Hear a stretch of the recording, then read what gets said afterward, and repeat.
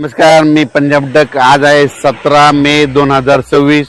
मी आलोय आर्णी मध्ये, हे यवतमाळ जिल्ह्यामध्ये, विदर्भामध्ये हे आर्णी तालुका आहे. आणि आर्णी या ठिकाणी आलोय आणि पाहू शकता हे यांचं उन्हाळी हे पीक आहे हायब्रिड.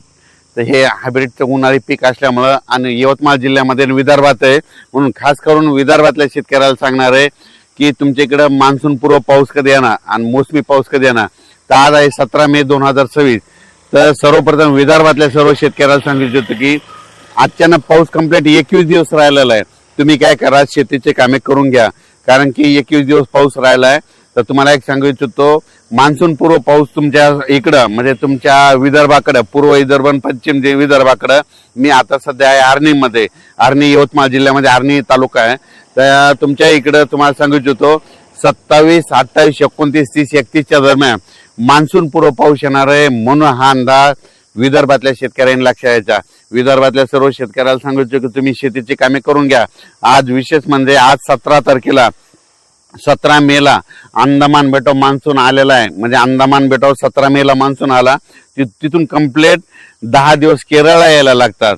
मग 10 दिवस म्हणजे 26 तारखेला तो केरळ येईल आणि त्याच्यानंतर 5 ते 7 मध्ये 7 जून पर्यंत म्हणजे महाराष्ट्रात पाऊस दाखल होऊ शकतो. म्हणून हा अंदाज विदर्भातल्या शेतकऱ्यांनी लक्षात घ्यायचा आणि आपण आपल्या शेतीची कामे करून घ्यायची.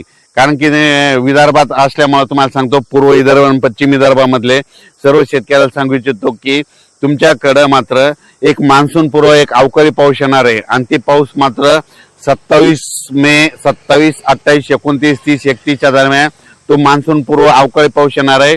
भाग बदलत पडणार आहे, विखुरलेला स्वरूपाचा पडणार आहे. म्हणून खास करून हा विदर्भातल्या शेतकऱ्यांनी अंदाज लक्षायचा. त्याच्यानंतर विदर्भाच्या बाजूला मराठवाडा आहे. तर मराठवाड्यामध्ये मान्सून पूर्व पाऊस कधी येणार, म्हणजे मराठवाड्यात देखील 27, 28 मेच्या नंतरच मराठवाड्यात देखील एक मान्सून पूर्व अवकाळी पाऊस येणार आहे. म्हणून हा मराठवाड्यातल्या शेतकऱ्यांनी अंदाज लक्षायचा. मराठवाड्यातल्या सर्व शेतकऱ्याला सांगू इच्छितो की अचानक कंप्लीट 21 दिवस पाऊस राहिलेला आहे. तर तुम्ही काय करा, शेतीची कामे करून घ्या. त्याच्यानंतर तुम्हाला सांगू इच्छितो उत्तर महाराष्ट्रातल्या देखील शेतकऱ्याला सांगू इच्छितो की तुम्ही काय करा, अचानक पाऊस कंप्लीट 21 दिवस राहिलेला आहे. तुम्ही जवळपास म्हणजे 21 दिवसापर्यंत तुम्ही तुमची शेतीचे कामे करून घ्या. कारण की उत्तर महाराष्ट्रात देखील म्हणजे 27, 28, 29 म्हणजे मेच्या शेवटच्या आठवड्यात चांगला एक मान्सून पूर्व अवकाळी पाऊस येणार आहे आणि त्यामध्ये तुमची शेतीची कामे होणार आहे. पण या पावसामध्ये विजेचं प्रमाण जास्त असल्यामुळे शेतकऱ्यांनी शेतीचे कामे करत असताना आपली स्वतःची काळजी घ्यायची, झाडाखाली थांबायचं नाही. त्याच्यानंतर आपण आपल्या याच्याकडे पश्चिम महाराष्ट्राकडे होऊ तर पुणे जिल्हा, सातारा जिल्हा, कोल्हापूर जिल्हा, अहिल्यानगर जिल्हा, बीड जिल्हा ह्या पट्ट्यातल्या शेतकऱ्याला सांगू इच्छितो की तुम्ही देखील काय करा, अचानक कंप्लीट 21 दिवस पाऊस यायला शिल्लक राहिलेले 21 दिवसामध्ये तुम्ही तुमची शेतीची कामे करून घ्या. कारण की मेच्या शेवटच्या आठवड्यात पुणेकडे देखील एक आणि कोकणपट्टी घाटमाट्यावर देखील पाऊस सुरू होणार आहे. म्हणून हा अंदाज सर्व शेतकऱ्यांनी लक्षात घ्यायचा. मग सांगायचं झालं तर कोकणपट्टीकडे तर जवळपास 23 तारखेच्या नंतर तिकडे पावसाचं वातावरण तयार होणार आहे. म्हणजे कोकणपट्टी, सातारा, कोल्हापूर, सांगली हे पट्टा, त्याच्यानंतर अहिल्यानगरकडे 24 तारखेच्या नंतर तिकडे वातावरण बदलायला सुरुवात होईल. पण 24 तारखेपासून फक्त कोकणपट्टी आणि घाटमाटा परिसर त्या भागामध्ये मान्सून पूर्व अवकाळी पाऊस सुरू व्हायला तयार होणार आहे. म्हणून त्या शेतकऱ्यांना अंदाज लक्षाचा. सगळ्यात महत्त्वाचं पुणेकराला सांगू इच्छितो की पुण्याकडे देखील 25 मे पासून तुम्हाला पाऊस पाहायला भेटेल आणि गरमीपासून सुटका भेटणार आहे. म्हणून पुणेकरांना देखील अंदाज लक्षात यायचा. राज्यातल्या सर्व शेतकऱ्याला सांगू इच्छितो की राज्यामध्ये मात्र अचानक पाऊस कंप्लीट 21 दिवस पाऊस राहिलेला आहे. तुम्ही शेतीची कामे करून घ्या.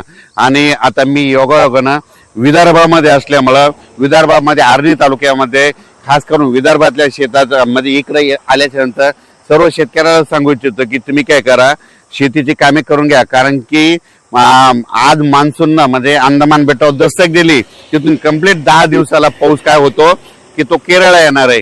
आणि केरळ आल्याच्या नंतर तिथून 5 ते 7 दिवसामध्ये महाराष्ट्रात येतो, दाखल होतो. त्याच्यामुळे हा अंदाज सर्व शेतकऱ्यांनी लक्षात घ्यायचा आणि आपण आपल्या शेतीची कामे करून घ्यायची.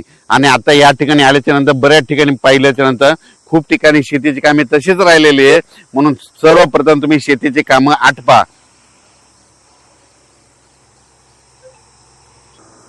परत एकदा विदर्भात असल्यामुळं पूर्व विदर्भ आणि पश्चिम मध्ये 11 जिल्ह्यात आहे.